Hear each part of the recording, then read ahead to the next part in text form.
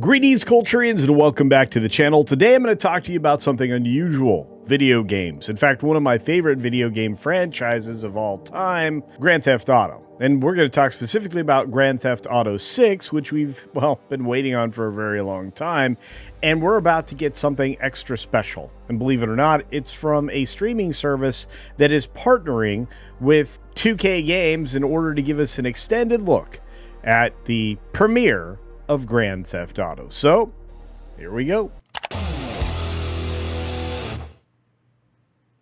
And as the thumbnail says, GTA 6 has gone to Netflix. That's right, you're going to get an extended look that will premiere over there. This article by our friend Trevor Denning. Bookstore Thor is killing it out there. Thank you for your August 9th article, my friend. Now, let's jump directly into the article. Rockstar Games is turning its next look at Grand Theft Auto 6 into a major streaming event. The developer announced that Grand Theft Auto 6, an extended look, will premiere on Netflix on Thursday, August 27th, that's the end of the month, at 3 p.m. Eastern. The presentation will initially be available exclusively to Netflix subscribers before arriving later that day on Rockstar's YouTube channel and the official Grand Theft Auto 6 website. Now, this is a brilliant move by Rockstar Games / Take-Two Interactive.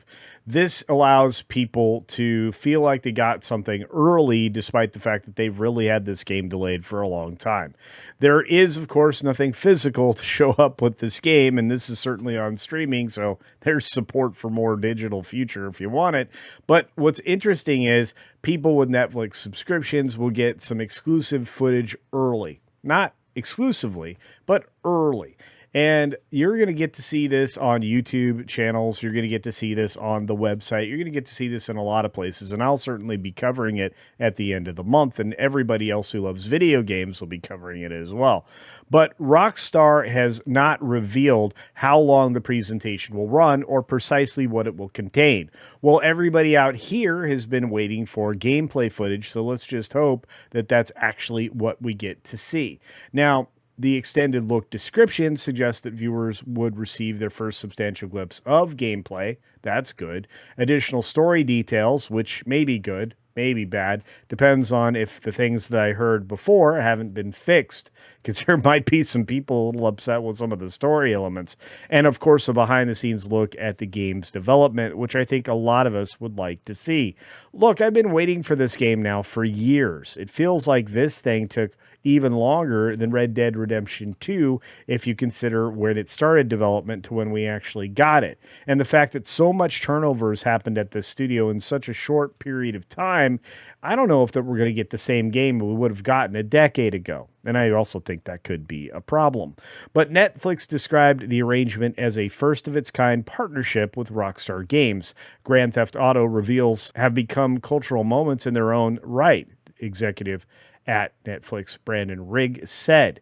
The anticipation and fandom around Grand Theft Auto 6 is unprecedented, and to be fair, I agree with that 100%.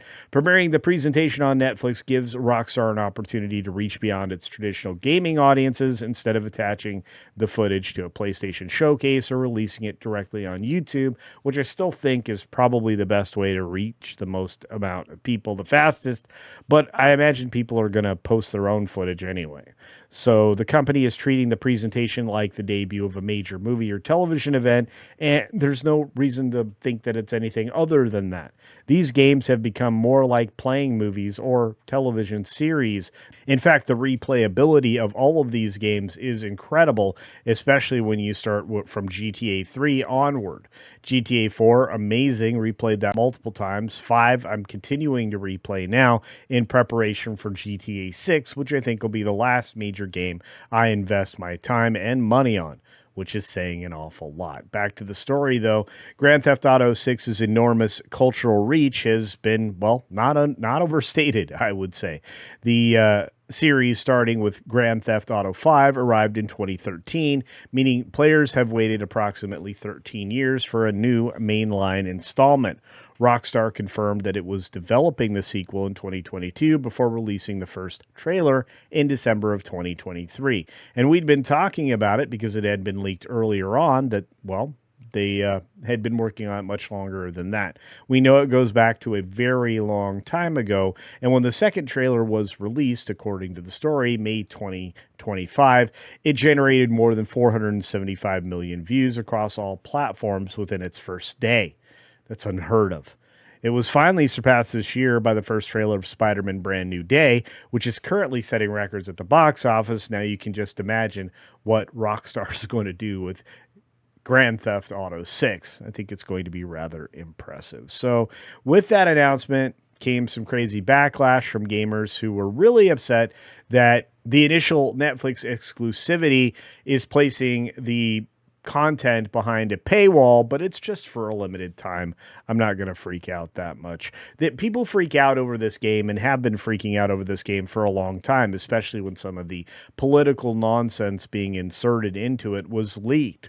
And the fact that that may have been pulled out, well, that can only be a positive. Now, GTA 6's launch has already drawn a lot of controversy, obviously because it's way behind schedule, releasing on November 19th, but the game is initially released for PS5 and Xbox Series XS. Rockstar has not announced a PC release date, nor have they been willing to say they'll eventually make a disc version, which I think is the biggest controversy here.